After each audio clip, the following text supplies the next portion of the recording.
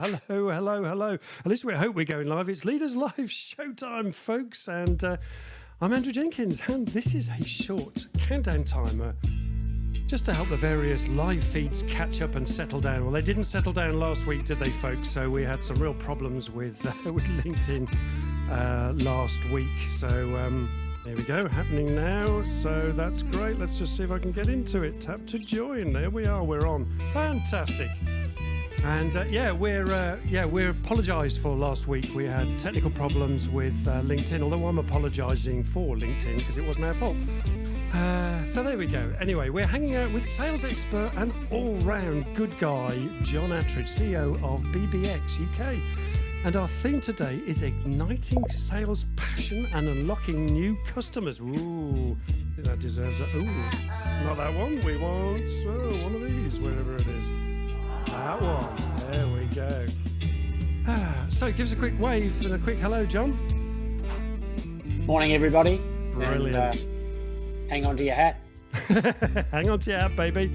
134th show, and we've got Sarah, Mrs. Moderator, today as well. And Good morning. Good morning, good morning. And so with Sarah, John, me, that's the team, folks. That's the team. So, and here comes our sponsorship splash screen.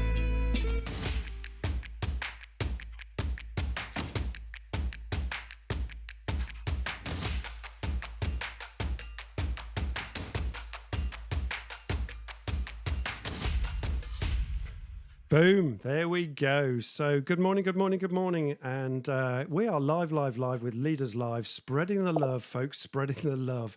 And it's great to see people joining the feed. Yes, it's all working this morning. Hurrah and huzzah. It's just after 8:45 a.m.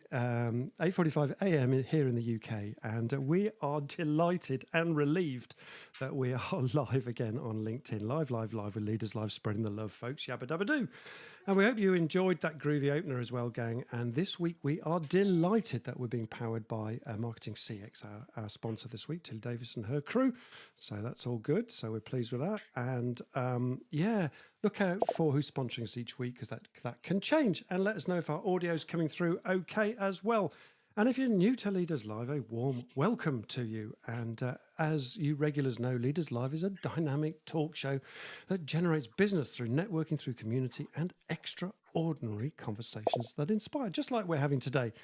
And you can see John's details coming through on the feed right now. And as I mentioned earlier, I'm Andrew Jenkins, and I host this interactive weekly Leaders Live show that's built an awesome community of like-minded people. I can see you all online now joining up, which is great. So please don't be shy. We'd love you to introduce yourself and interact with the comments, chat to us, use the feed so that we can interact with you. And we've just got 3 simple rules, folks. A safe community, mutual respect, and please no selling in the room, although we are talking about sales today.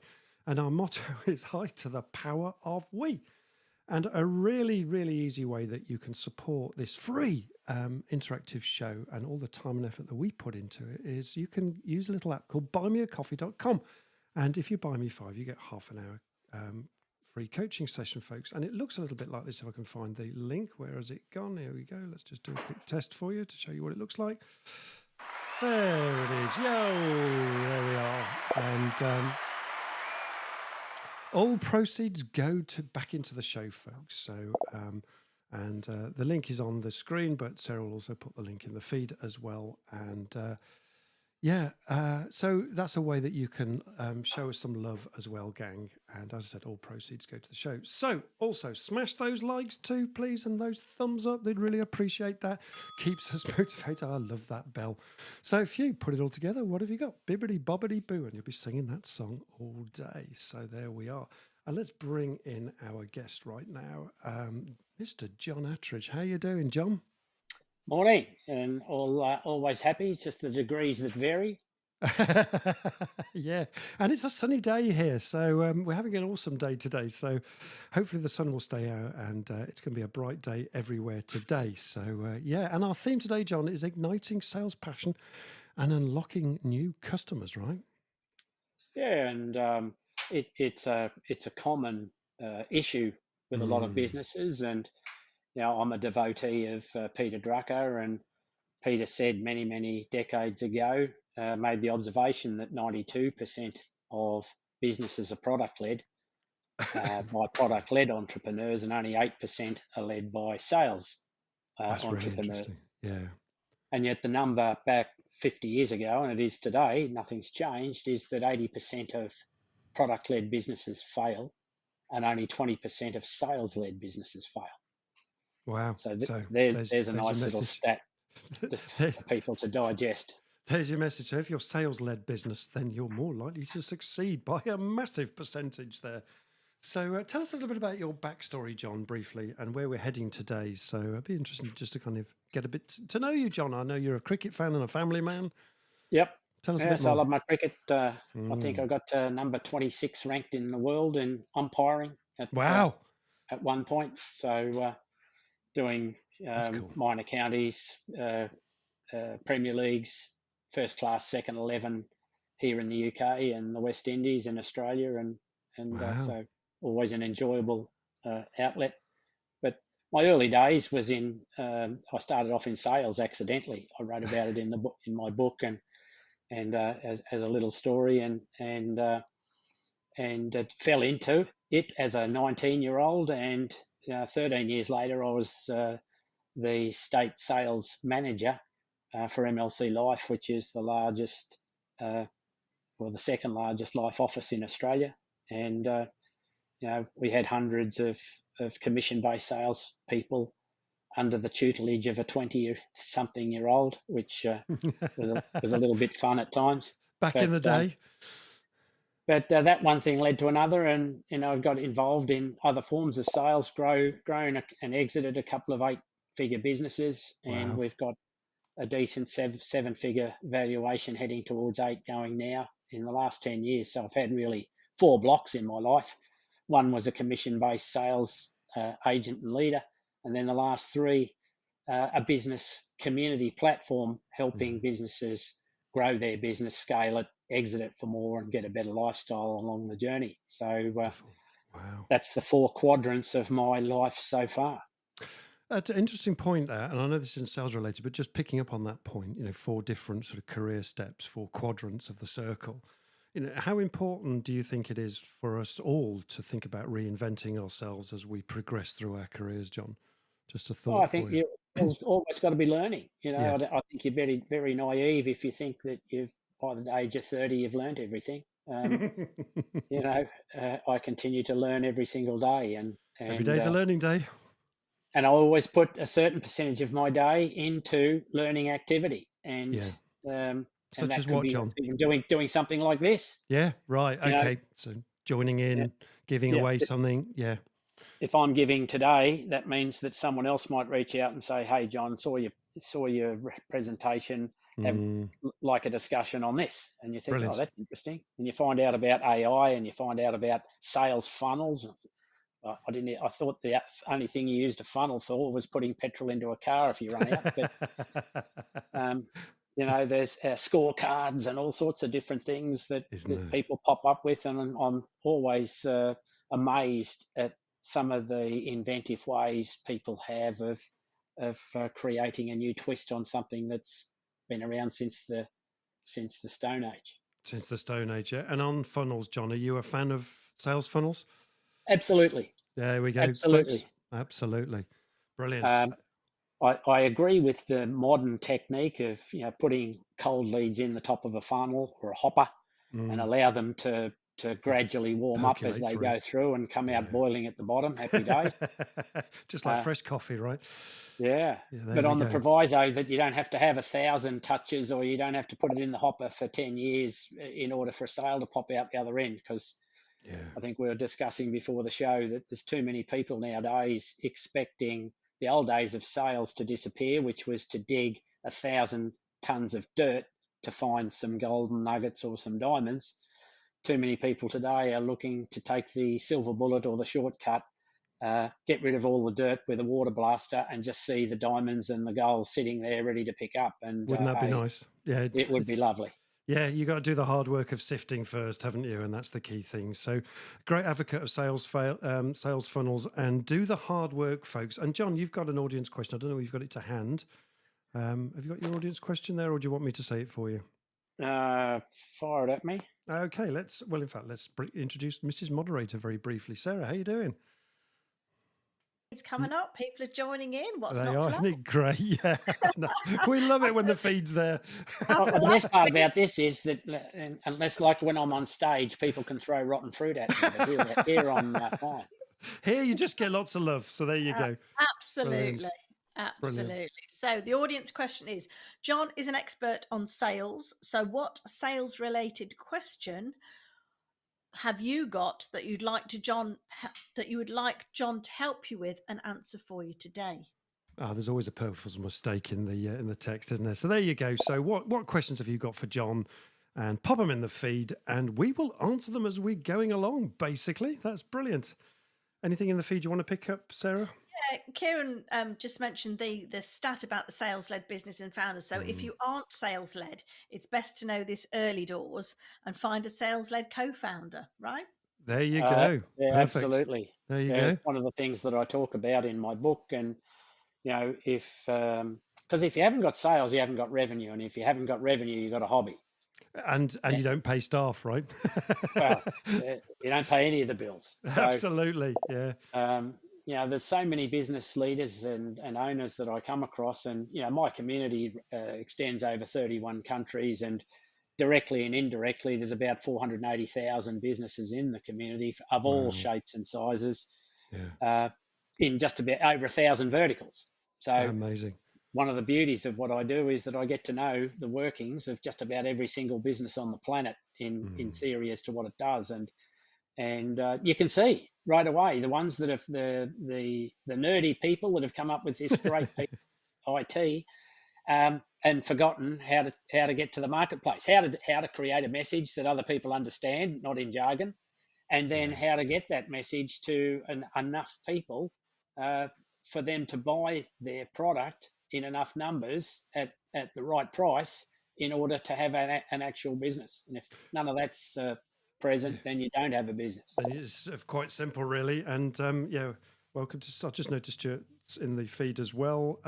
He's just created his own funnel. Actually, I know Stuart reasonably well, and so that's why he's listening today. So and how important that is. And and Sarah, we've got some other people in the feed as well.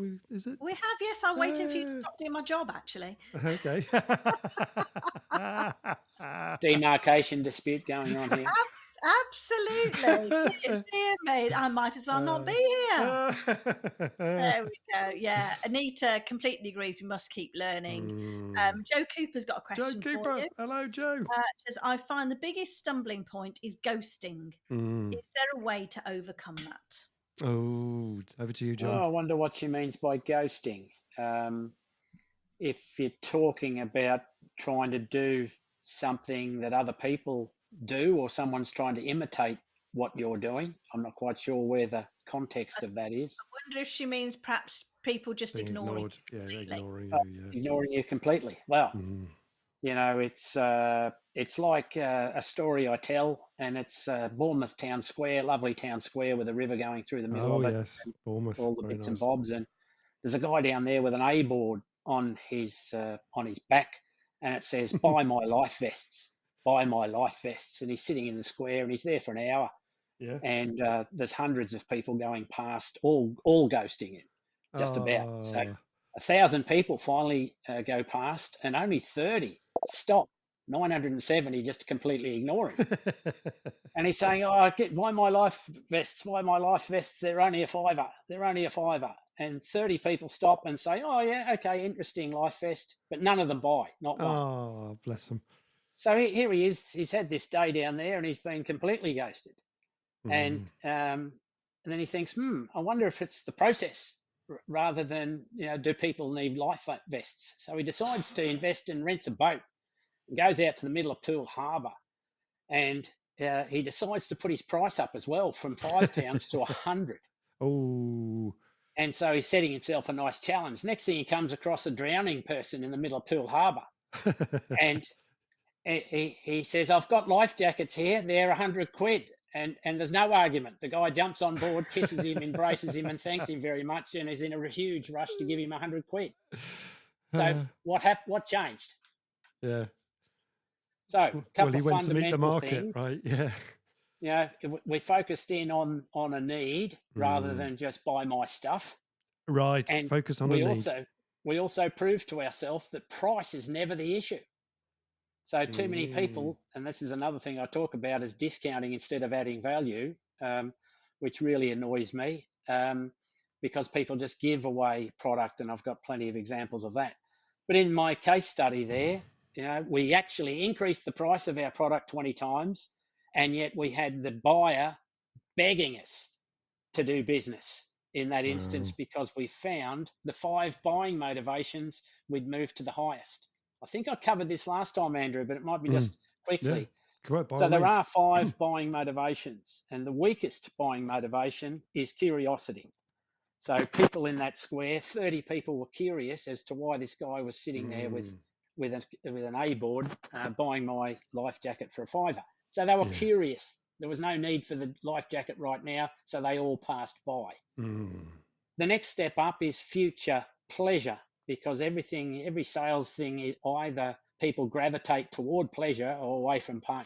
Pain. Yeah. So future pleasure is something that is the next motivator, which will get people to take action. The one in the middle is current pleasure. So we've moved the future down to right now. So people are more likely to take action if there's a current pleasure on offer rather than a future. Then we step it up again to fear, and that could be fear of missing out or fear of something or fear of pain, like, the dentist trying to sell you a care plan when you should have one every 3 months, because everybody knows with the dentist you always get a toothache on a Friday. And Don't you just? so if you can avoid that, that's fine. You get a Yeah. bigger percentage of take up. But then if you've actually got a toothache, then you're in pain. Now, this is physical pain, and you will do everything you possibly can to take action, like the guy in the water in Pool Harbour now. Yeah. And money is not the issue. It's Survival. it's the solution that your product or service offers to the problem that the person or the prospect has got. Gotcha. Is that the? So I hope that answered the question. Yeah, I've got 4. What's the fourth one? I've got fear was the 4th. What was the 5th? Did you say the 5? Yes, pain. Pain. Okay, got it. Sorry, fear and then pain. Got it. Okay. So there you go, folks. So just a quick summary there. Actually, it's not buy my stuff doesn't work, says John, and it's needs and solutions to problems that sell, and price is never really the issue. And motivators are around curiosity, future pleasure, current pleasure, and then going to fear, FOMO of missing out, fear of missing out, and then of course pain. So there we go. And quickly, So that's the ghosting is not intentional. We all do it, and you've all walked into a retail shop and you're sitting there looking at the widget, and the assistant comes along and says the dumbest thing ever. Can I help you, sir? Yeah. And what do we normally say? No, thank you. No, thanks. I'm just looking. Exactly. So the next thing is you've got to accept that all buyers are liars. All buyers are liars. There you go. Yeah. And we all are, because otherwise, why were we in the shop? Why Was it would we be raining in the outside shop? or something? We're taking refuge from the hailstones or something. Why were we in there looking at the widget? Absolutely. So, and the answer would be then, John, for the salesperson. Well, the assistant, can I help you? Firstly is a closed question. Yeah, true. Yeah, so yes or no. Yeah. You would never ask a closed question unless you knew the answer. Which is going to be no, right? Another ghosting. And that ends up in ghosting. So ask open-ended questions. There's another little hint that will help you in your process, but that's a whole session in itself. Open-ended questions. Okay. And then you talked about these 5 motivation points. Are these the psychological triggers, or is there something else there, in terms of psychological triggers that we talked about earlier? Easy to overlook. Well, people buy things for 2 reasons. They want to increase pressure or decrease pain. And it's all to do with, you had a guest on 2 weeks ago, was talking about dopamine and endorphins and all the hoo-ha, where we get a shot of feel good. Yeah. and people buy stuff for a shot of feel good People. or Yeah. to avoid pain. And like the life jacket Yeah. example, here we are in fear of our life, drowning in the middle of Poole Harbour. We will do anything we possibly can to stop drowning. And therefore, price disappears as an issue. It's simply, I've got to do whatever it takes to buy and get hold of that life jacket. Yeah, and there's a key example. Any other sort of simple examples about what a salesperson can do to hook on to trigger that kind of pain and pleasure response, John? Ask great questions. Ask great questions. There we go. Right. So in the Yeah. discovery phase, when you're Mhm. trying to work out, and discovery is simply like mining. Discovery is moving tons of earth to find the diamonds and the gold nuggets. So there are two things we should do in discovery. We ask great questions to see if the person we're talking to qualifies for our product Mhm. and would benefit either with increased pleasure or decreased pain by the adoption of whatever it is that we're trying to offer them. So that's the first thing. And then the second thing in mining is to disqualify Mhm. the people that we can't help. Too many people have got that sandwich board on saying, buy my stuff, buy my stuff, buy my stuff.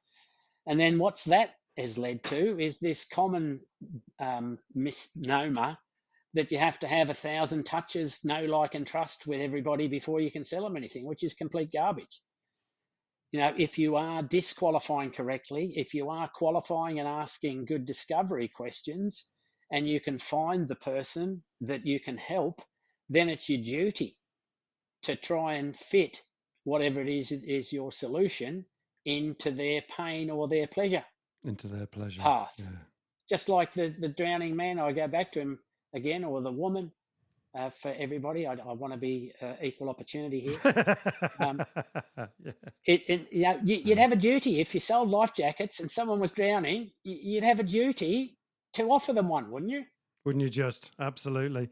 I'm just thinking about that pleasure and pain thing about your car sales. And, our car was written off recently, our old car, and that was a pain. So we needed a car quick, right? Which then motivated a sale to buy a new car. So, yeah. And if the salesperson had half a brain, they'd be asking you good disqualification questions as well as good discovery questions to make sure that the car they were going to offer you wasn't simply buy my stuff, there's 1,000 in the yard. Yeah. Why don't you pick that one? And you ask why, and they can't tell you. Yeah, and I suppose in today's world, we can do a lot of research as the buyer, right? Before we even walk into a sales room or pick up the phone to Joe Cooper or whatever, we can do a lot of that background research for ourselves. Does that make the sales more challenging, the sales offer more challenging or easier, John? It's a good entree, but you've got to then ask open-ended good Opening. questions based on your research, Andrew. Yeah. What were the three things you most liked about the widget that you wanted to talk about that you saw online? Yeah. Then we're starting to understand your motivation. Yeah. What's Now, really once going I on? understand Yeah. your motivation, I then Yeah. can tap in the right solution. And that's not a forced sale. I'm not putting an arm up your back. I'm just helping you, guide you to make the Yeah. best decision for you, not for me. Absolutely. Okay, so there it is. Again, do the mining, do the hard work, folks. So there we go. Mrs. Moderator, let's just give John a quick break. What's going on in the feed, Sarah? Well, I've got to say hello, Jonas. It's great to have you back Hey, online. Jonas is back in the room. There we go. Absolutely. So going back to Jo Cooper and her ghosting, she says you Yeah. open a door, all goes well, and then they completely ignore you. Yeah, well, that's a simple reaction to that. You haven't dug into the person's problem enough or their pain, and they've just ignored your solution. You've made an assumption. Or they don't need your So service right now, John, perhaps. yeah, you have a Right. presentation, and then if you don't do it correctly, you get unlimited access to voicemail. Unlimited access to I like voicemail. And that is what happens, isn't it? We've all done it. Beautiful. We've had this great conversation with someone, or we thought we Yeah. had a great conversation. We haven't dug into the issue or their issue sufficiently enough to find a pain point or a pleasure point, And we've made the assumption everything's good. We haven't asked great questions. The other person's just nod their head, and you know what nodding your head is the precursor to falling asleep. So here in the UK, people won't tell you they don't like you or they don't think much of your product or your service. They just politely nod and say thanks very much, and then ignore you. So there we go. If you're in America or Australia or one of those places, people will tell you they don't like you to your face, or the fact that they don't like your product. It sucks, which is great, because at least you know where you stand, You and can disqualify. you have some chance of correcting that. But in the Or UK, just people are too polite. Too polite, yeah. And I suppose part of that is also digging for the right question. Is this right for you now, or do you want me to phone you in another few months? You know, when you might be ready. And when you've got a disqualifying hat on as a salesperson, then you're actively pushing the person away. And it's a little bit like fishing. You're sitting there with your bait in the water and you're thinking there, whoop, yeah, you got a little bite. But it's not until you got the worm on or the fish on the hook that you can actually reel it in. And too many people are trying to reel in fish that aren't on the hook. That aren't on the hook. Yeah. Okay. Gotcha. Sarah, anything you want to pick up? Yeah, Anita, she said, I get most leads through conversations she has with people she's built a relationship with. Not even trying to sell, just loves the subject. Do you find the non-salesy approach is better? Good question. The harder and faster you push people away, the more they want to run to you, the right ones. So there it is. Say that again, John. Let's just have that repeated, because that's important. So the harder and faster you push people away by trying to disqualify them, the right ones will give you pushback and will come running towards you. Right. So if I said you can't afford this car, would that be motivation? That's a great question. And then test the water. Yeah. And if they can afford it, they'll come running back at you and say, how dare you? Of course I can afford it. So where does the money objection go under that circumstance? It's disappeared. Now we've just got to find the right car. I guess you just don't want to be rude, otherwise people go elsewhere, right? Well, there's a difference between being rude and trying to disqualify people. Okay, right. So you can do it in a nice way to say, look, Andrew, you know, I'm not trying to make an assumption here, but the average person buys a £43,000 car. Yeah. Would you be above average or below average or about in the middle? Brilliant question. There you go, folks. Lovely. And that gives you a direct answer, right? And then you can qualify or disqualify from there. Absolutely. Right. So if it's below that figure, it'll be, well, thank you very much. Have a good day. I'm guessing. Yeah. Let me recommend you to this fantastic firm down the road. Brilliant. And be genuine and say that this firm specialises in vehicles up to £43,000. They're probably going to be right up your alley.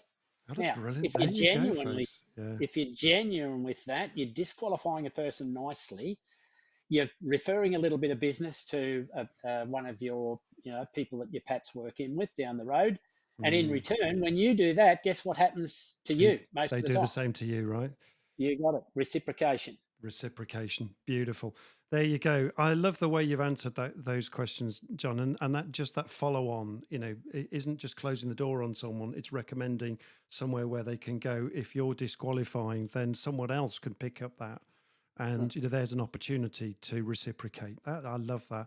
And in your experience, we're talking about sort of fishing and getting fish on the hook. What are the sort of common mistakes that businesses make when trying to attract new customers? Yeah, they spend a fortune on things like keywords, PPC, pay-per-click with some of the big guys, or they only fish in one pond. So I always recommend to my people, there's probably 9 ponds that we look for people that qualify to become part of our community that have the need. So we need to find a number of different ponds. So that can be talking to your existing customer base. It can be talking to people on LinkedIn. It can be attending networking events, business expos, social media. There's a whole range of different things that you can do. But it's a little bit like a healthy diet. You just wouldn't eat carrots. Right? No. So if you like your vegetables, you'll have 4 or 5 or 6 that you would choose from and have a few of each. Absolutely. So there you go. Yeah. Too many people try and focus their sales effort in only one pond.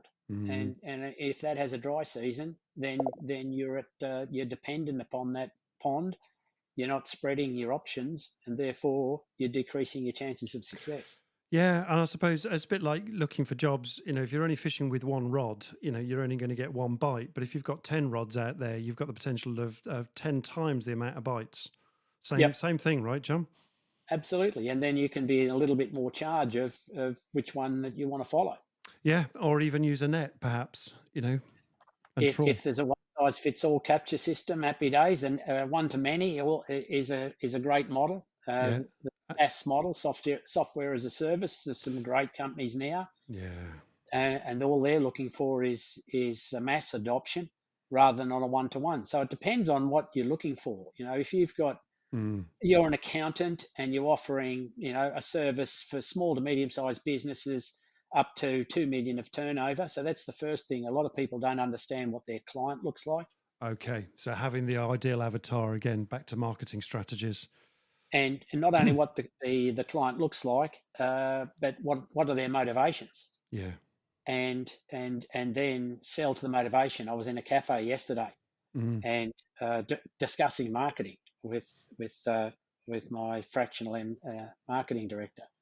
And I said, look, here's a new cafe. We haven't been here before. They've made 3 giant blunders in terms of trying to sell to me.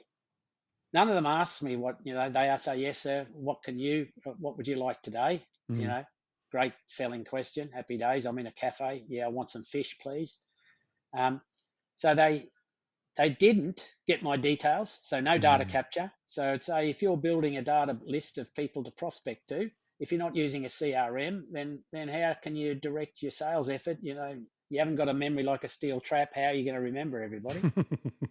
The second thing they didn't understand my buying motivation. So instead of how was the food, sir, which was the second dumbest question ever, I always keep the dumbest question for one I haven't heard yet. And it is a dumb question. How was your food, sir? Yeah, it's fine. Even if it was not, here again, once again in the UK, English, people just nod their head and just walk out the door and never come back. Yeah. But it's a dumb question. It doesn't help you. So instead of that, they should be, sir, excuse me, sir, I'm glad you enjoyed your food, make the assumption, because they'll assume that if I didn't like it, I'd tell them. May I ask what motivated you to come in our door today? Or what was the number one reason that you happened to be here? I've not noticed you here before. First of all, someone's making that they've not noticed me here before. Someone is taking interest in me. God forbid I'm a customer. And if 28% said, "Oh, I like the ambience and it's close, and I'm coming here for a business meeting," then you can direct your marketing and your sales effort for people that have business meetings. And I'm only dumbing this down. Of course. And then the last thing, they didn't give us any invitation to return, other than a cheesy 10-point little bean counter thing that if you do it 10 times, you get a free coffee. And I ordered 2 coffee and they only gave me 1 stamp. Okay, now, exactly. I haven't said anything, but you're thinking, wow, you're shortchanging me on a stamp to give me a free coffee after every 10. Yeah. Now, in the sales and marketing effort, where there's sometimes a blurred line, some good marketing leads to some nice prospects for sales. So that's where marketing probably takes the more touches nowadays, and the funneling and the other things that we can do, scorecards I've seen, which are popular in some instances, to then direct the salespeople to come in to find the right person at the right time with the right budget, and you have the right solution. And then you can make a sale there and there on the day, which is the other thing that I wanted to just share today, was that you don't have to have 1,000 touches in order to make a sale. This new modern thing that you can't sell to somebody until you've met them 14 times is complete and utter tosh. If you're doing it correctly, the right person can be there and then on the day. It may take 3, 4, 5 touches, but I'm saying that don't close the door on opportunity. Yeah, quite right. I've made sales in the most amazing circumstances, just by talking to someone, and I've immediately got a contract just like that. So it doesn't necessarily need 1,000 touches, but what it does need is that you're paying attention. And, if you've got on with that person, and you've been listening, and, they've got a need and you've got a solution, then actually a deal can be done really quickly. And the other thing of that is, if you don't do it, and someone else who does what you do Mm. discovers it properly, they'll end up doing business with them, not you. So Absolutely. Yeah. I mean, just going back to that example of, you order the fish and actually at the end of the meal, it could be, well, actually, I'm glad you enjoyed that. Here's a 10% voucher to try our other recipe of fish here, and you might enjoy that. Or, here's 15% to try a new menu item that we're experimenting with at the moment. Please come back. yep, an Yeah. offer to return. An offer to return. Yeah, indeed. Like that. And Okay. I'd question everybody out there, if you're not offering, if you're not doing this as part of your sales process, if you're first of all not identifying your customer, and most people, are on the track to that, but where that most people fall down is they don't truly understand the motivation as to why people do business with you. And if you survey your existing customer base, if you're an established business, then there'll be 3, 4, 5, maybe 6 major motivations as to why people buy from you. And then you direct your marketing accordingly. And at the end of that process, you give an offer to return to do business with you again if you're an existing customer and you build websites. Website builders, they build your website and you never hear from them again. That's very true. And you Very think, man, I could have had some upgrades. I could have started a new business. Are you going to rely on me, the customer, to come and say, hey, you built me a website last time, I'm going to do it again, rather than someone I meet in a networking event that I get on with that builds websites. And I think, yeah, okay, I'll give you a go this time. How true that is. How true that is. Mrs. Moderator, any pearls of wisdom? Yeah, interesting comment from Anita, talking about referrals. So when she was a manager, she'd buy expensive equipment and was drawn to those who complemented other companies. So yeah, it's not about just dissing the competition, is it? It's about, as you say, meeting their particular need for their price point. And again, Anita, if you do proper disqualification questions, then price probably won't be the issue if you've got a big enough solution to overcome the problem or that the buyer has. So the other thing I like to get out there is that money is never the issue. No. And I could demonstrate that 1,000 times. People will pay $5,000 to go on holiday and won't pay $5,000 for a marketing program that can triple their business. Why is that? Isn't that true? Yeah. Why is that? Yeah, because the motivation's different, right? Absolutely. And the person delivering the marketing program hasn't dug into the motivation sufficiently in order for you to beg them to give you $5,000. Because that's where it should be, bizarrely. Taking it, the buyer should be begging you to do business, and money shouldn't be the issue. The buyer should be begging you to do business. I like that. Very good. Very good. Sarah, and getting back to our drowning person, they're begging you to sell them a life jacket because they don't want to drown.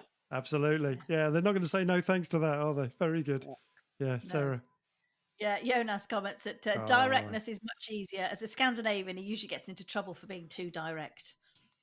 Oh, as long as you're upfront and fair with people and smile, you can really make a derogatory comment to people nicely. And if you smile at the end of it, then it diffuses the tension. Yeah.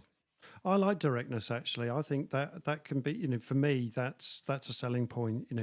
I like to be direct with my customers. And if I find the right person that is direct back and, I can be direct with, then I'm more likely to get a sale because, we get into a point quickly. Yeah. Too many people fall into the trap of having nice coffees, and I'm not going against your coffee, Andrew. No. Yeah, you can still buy me a coffee, yeah. Let's have a meeting. Let's have a coffee. The two things that grind my gears is someone says, can we organise a meeting with you, John? Yeah. Okay, fine. Let's have a chat and let's have a coffee. And I'm thinking, what's going to happen at the end of a chat or the end of a coffee? We're going to have a nice chat and a nice coffee and not achieve anything. So if you're upfront with me and say, look, John, I'd like to chat to you about doing this, that, and the other, and at the end of the meeting, if we can find a fit, I reckon there's probably £3,000 or £4,000 worth of business to be had. But that's up to you to decide or not. Yeah, I like that approach. And by the way, folks, look, if you've got questions, please ask them as we're going along. So because we're in the groove now, so please ask questions. Just a thought on that directness, John. My daughter, my eldest daughter, she's a consummate saleswoman, and she sells cars. And the one thing that she will say to her customers, being direct, would be, look, do you want this or not? Because if you want it, I will bend over backwards for you to get it at the right price that works for you. But if you don't want it, tell me now and walk away, and that's perfectly okay. And Yep. I mean, she gets the right response for that. So people don't mess her about. Don't mess me about. Tell me now and tell me straight. And I just think that's just brilliant. It's a great sales approach, and it works really well for her. I would take it another step further Mm, and say, look, I've got a certain range of cars. I don't have 1,000. mm, And I want to make sure that if we do business, it's the right choice for you. Because if yeah, it's the right choice for you, you're going to tell all your friends and yeah, bring them back. So I've got a motivation here to make sure you yeah. make the right purchasing decision. In order Perfect. for you to do that, Andrew, I need to ask you a few questions that might be a little bit tricky. Mm, Now, if I do that, perfect. Yeah, are you've you set me okay? up nicely. Yeah, lovely. Like that. Yeah, beautiful. And that diffuses any bluntness. Doesn't it? And you're actually telling them what's going to happen next. I'm going to ask you a few questions that might be a bit tricky for you. So, forgive me if they touch a button, but this is useful for you and me, right? And people appreciate it. So, Absolutely. so what I Yeah. say, if it's done the correct way, Yeah. you actually come over as very professional, not Yeah. as salesy. Not salesy. Yeah. So there you go, Jonas. So a Scandinavian salesperson, they should be the best at it then, really, if they're direct, but just be good with it and ask Yeah. decent questions. Brilliant. And that whole you talked about 1,000 touch points and things like that, and that striking that balance, John, between networking and connection building versus spending the money on marketing to ensure it sticks. You're like throwing jelly at a wall. What sticks. How do you do that balance? Because there's quite a lot of overwhelm in terms of resources that are needed for both of those, right? Yeah. So you Any need, thoughts? again, to understand what disqualifies. Mm. So if you see some of my LinkedIn posts, although that's a funny thing, I put a LinkedIn post out 2 days ago about returns on Oh, retail. you did, yeah, on a poll, wasn't it? A poll. I got Yeah. 10 responses and about 1,000 impressions. And this was on a serious subject that retailers are spending Yeah. billions on taking returns, both from online shoppers returning stuff that doesn't fit, as well as people that have bought in store, wearing it once, bringing it back. And in fact, there was a Pretty Little Mm. Thing, the chain, was Yeah. banning customers for bringing too many things back. Wow. And that was the article that prompted the poll. So anyway, Of I got course. 10 responses and 1,000 impressions. Then I put one yesterday that said, "What do you bring to a barbecue?" And I got 150 polls and over 10,000 impressions. Yeah. So just because you're throwing some stuff out on LinkedIn doesn't necessarily mean, if it's not to the point, that you're going to get the response. So responses and followers and likes and stuff is all vanity metrics. Mm. So what you really need, the thing that makes the tills click is the responses of qualified people. So yeah, that's where you should be understanding the motivation and getting only people that are motivated, that fit whatever it is that you do, are the people you're talking to. And if you filter down from 1,000 people and that comes down to 20, then so be it. You've just got to make sure that you put 1,000 in the top of the hopper every. If you wanted 20 new sales a month, you need to put 1,000 new into the top of the hopper every single month to make sure you've got 20 under this rigorous disqualification process, 20 people to make a sale to. Well, that's the beauty of sales funnels, isn't it? That you can do that. That's the And then kind of if you understand your ratios, yeah, you can do exactly it the to the numbers penny. game. Yeah, there you So go. people say the numbers game doesn't exist anymore. Again, I'll say old Yes, it tosh. does. Yeah. If you do it correctly, it's as applicable as today as it ever was. Yeah, that's interesting. So be direct, spend your effort on disqualification, and so to qualify the right people. Sales is a numbers game. It's just what's the right number for you, and how does that work? And Yep. being clear about that. So you got to still keep the Mm, numbers up, and you got to have a bit of diversity. So a number of different mm, ponds, and try them. Do some A/B testing on your stuff, and put a message out, then change it slightly, send it to 100 people and see what the response is. mm. Change the message and see what the response is to that, to the next 100 people, and work on the stuff that gives you a higher return. This is not Einstein theory here. No, but a number of small businesses really struggle with this stuff, isn't it? The sort of marketing budget, and how much money do we need to splash out on marketing and to get that return. and how much Yep. networking do we need to do? And both of those things can be quite difficult for small organizations, and then they end up doing neither very well. Any thoughts, John?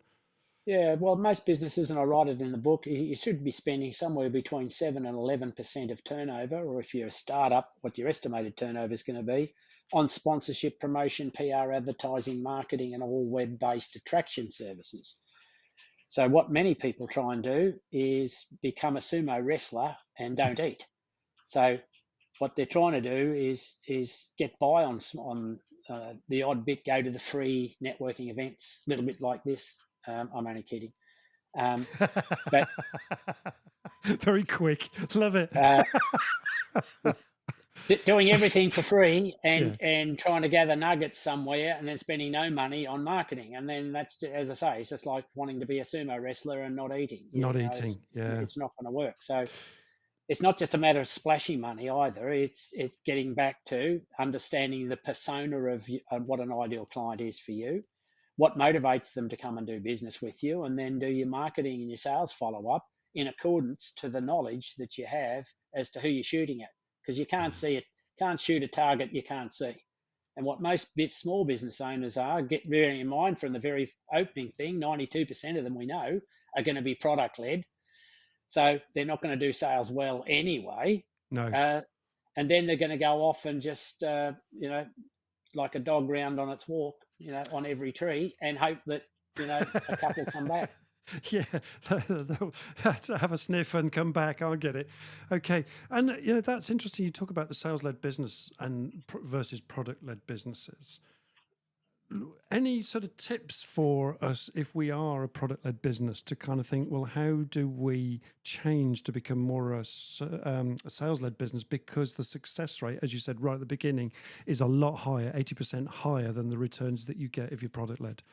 Yeah. So just bear in mind that we're talking about product-led entrepreneurs, not Yep. businesses. Okay. Thank you. So it's actually the person that, if they're a product-led, and the product could be, I've just developed an online, better mousetrap, Yeah.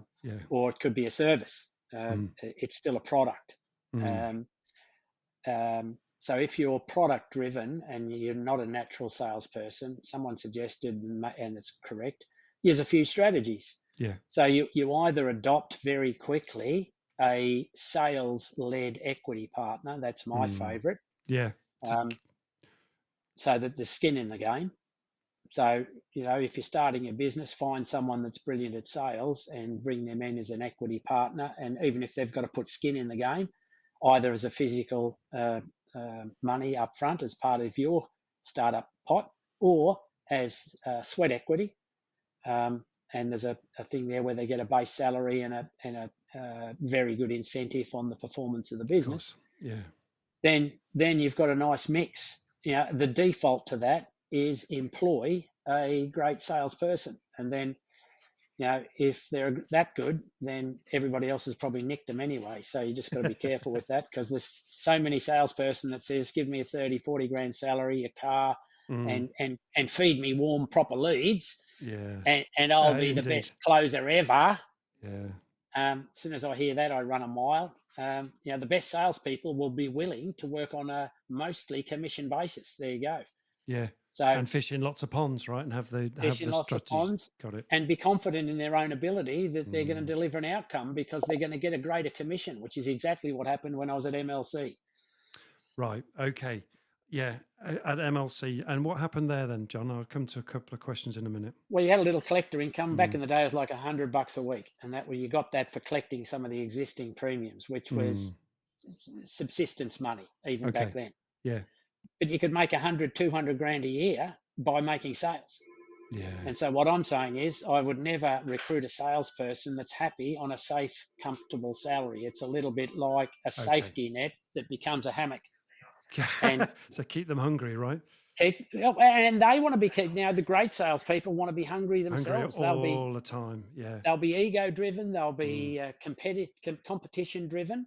So they'll want to be on the top of their leaderboards if you've got more than one. They'll be want the ego and the accolades of being the prize winner. And third motivation for them is usually money. So money follows the other two with great salespeople. So the great salesperson will be a competition-based led person, an ego-based person. Hold them up in lights and they'll work 10 times as hard, and the money just follows in at the back end. Love that. So employ on ego and competitive nature, and the money will follow is the key there. And fractional salespeople, can you are there such things? Fractional sales directors, and they are running around the place. And I'll give a plug, if I can, for a guy Of called course. Tony Armstrong. Yeah. And I've known Tony a long time.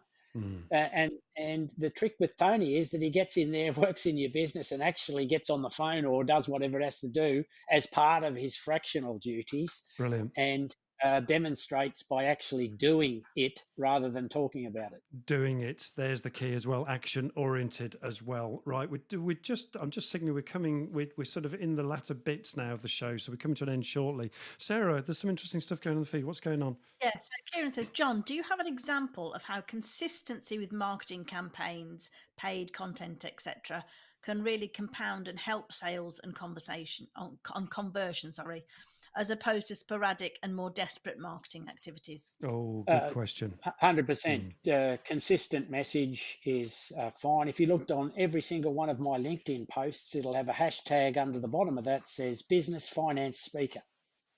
Why is that, do you think? Well, Because the type of persona I'm attracting is people that want to understand business, people that are seeking finance, because I offer interest-free finance. Gotcha. And I'm looking for more speaking gigs. So, there you go. if people look for those three things, that happens on every single one of my LinkedIn messages as a hashtag at the bottom of every one. Yeah. So consistency is great, so long as you keep testing it to make sure there's not a better message by the A/B testing, and you disqualify stuff that doesn't work. Okay. Yeah. So being ruthless and disqualifying what doesn't work. Okay. Sarah. Yeah, another question from Stuart Prestige. Nice, Stuart. If the value of the service is the solopreneur, how do you get to a point where you can outsource sales and the solopreneur is not the only salesperson? Love that Given question. that sales calls are heavily reliant on the expertise being sold. Yeah, so that depends on what sort of business you are. But in essence, the solopreneur, in my opinion, has begun the journey incorrectly. They didn't start with the end in mind. So more people spend more time on organising their holiday than they do their business. They just wake up one day being redundant or have a great idea in their sleep and say, I'm going to be a widget maker. Fantastic. And they open the door and hang a thing out saying, hey, buy my widgets. There's no thought into where the journey is going. So you need to first of all do that if you're a solopreneur. And if you want to get to a destination and then you work your way backwards step by step, the first step probably is not being a solopreneur if you suck at sales. Yeah. So find the person who's good at sales, right? Which I think is where Stuart's heading, I think.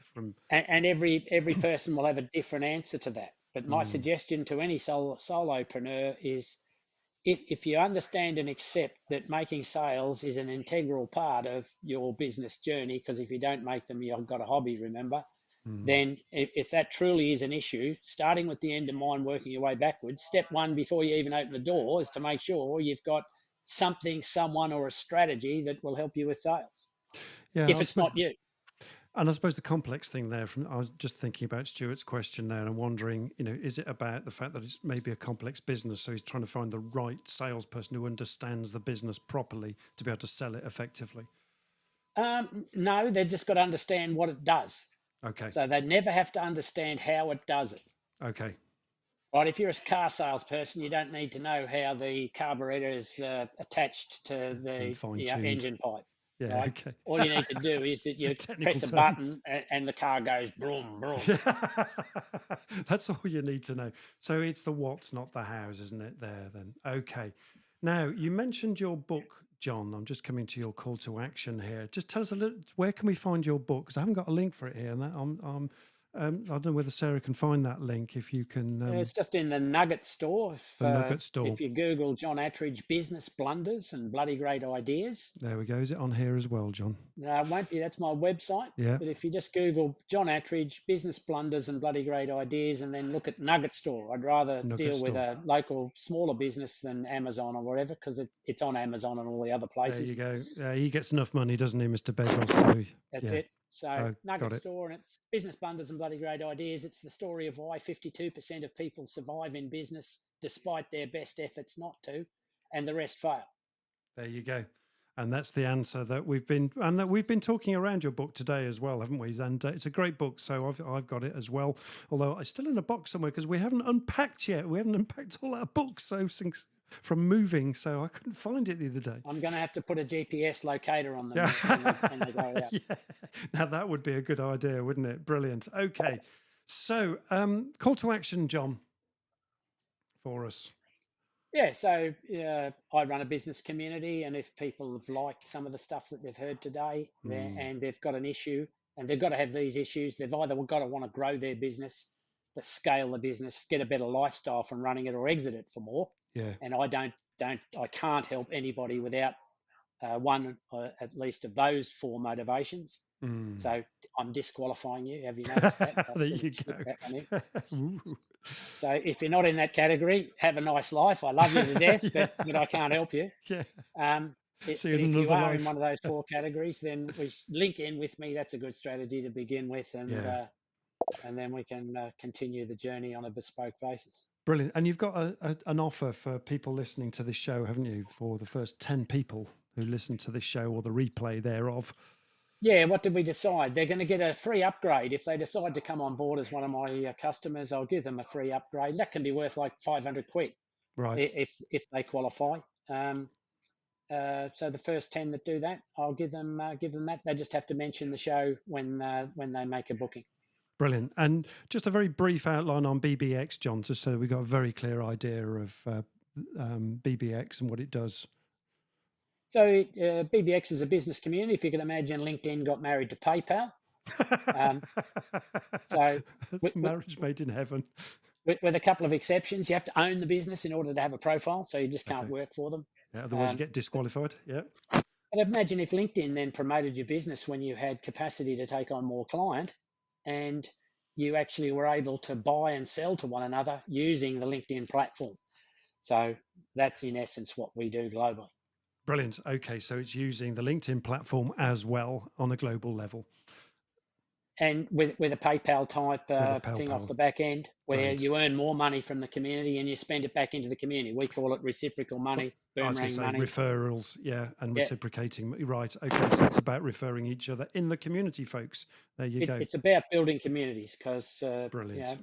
Your net worth is your network, or someone like your network is your net worth, or something like that. Indeed, absolutely. Somebody like Peter Drucker might have said that, I'm guessing. I'm not sure who said that one. Well, we'll attribute it to probably someone like Ivan Meisner, from the founder of BNI, on Giver's Gain or something. I don't know. Somewhere on that. Brilliant. And Sarah, what's going on? Let's just do a quick call because we're coming to the end now, and we're just thinking about our own talk show here on Leaders Live. Yeah, just a reminder, if you've enjoyed the show, who else can you ask to listen? If you'd like to help us along our journey, invest, do get in touch. And we would love to have you on board. Yeah, particularly as a sponsor, right, Sarah? Yeah. That's what we're looking for right now. And and thank you, John, for a brilliant show today, and just a very enlightening, no mess approach from John. Be direct, disqualify, and you'll get better sales that way by being a little bit more very focused, laser focused on your sales business. So thanks, John. That's brilliant. And one more thing about about me and what I do. You may not know this actually, but not many people might know this, but I run a private coaching psychotherapy practice actually in the background. And so if you need help with, you're in a new role, so the first 100 days in a role, you're trying to overcome a tricky issue at work, and you just need some private coaching around that, resolving difficult situations, dealing with anxiety and stress. And the more senior we get, the harder that is to deal with, actually, and managing conflict situations in the boardroom, etc., or in any situation, and preparing for something important. These are some great ideas for you, and also the psychotherapy element is just about overcoming those things that get in our way. So if you need some coaching around those things to help you improve in your business, then please contact me, get in touch with me as well. So there we go. Sarah, anything else in the feed before we say goodbye to everybody? Jonas has already got your book. It's behind him in the shelf. There you go. Joe Cooper says, great tips. Thank you so much, John. So yeah, lots of appreciation for your time this morning, John. It's brilliant. Brilliant. You're more than welcome. There's one thing too, Andrew, just from wrap up from me, is that you could go to your last 100 clients and ask them what motivated you to come and do your course. That's right. Yeah. It'll fall into 5 or 6 categories, and then focus your marketing on those. Yeah, and Sarah always asked that question, actually, what motivated you to contact Andrew? And it's one thing that I don't always do very well, actually, John. So thank you for that tip. And it's a useful thing to ask, what motivated you to come to our restaurant? What motivated you to make this call? Yeah, brilliant question to ask. And you get a really interesting answer every time, because it's one of those open questions, right, John? Open's better unless you know the answer. Thumbs up, kids. Thumbs up. Brilliant. So I think we need to give you a round of applause for brilliant. Look at all that confetti pouring down. You'll be clearing that up all morning. So there we go. And thanks very much, John, for an enlightening session. We're going to say goodbye to you now. And just before we do, next week's Goosh, unfortunately, we're in Newcastle this coming week. So because we're moving our daughter back to North Devon, and so we won't be able to make the show next week, but it'll be back in 2 weeks' time, I promise you. So there we go. And we're going to say goodbye on our outro closer now. So see you in a couple of weeks, and we're going to wave goodbye to you from our closer. Cheers for now, everybody. Cheers. Bye-bye now.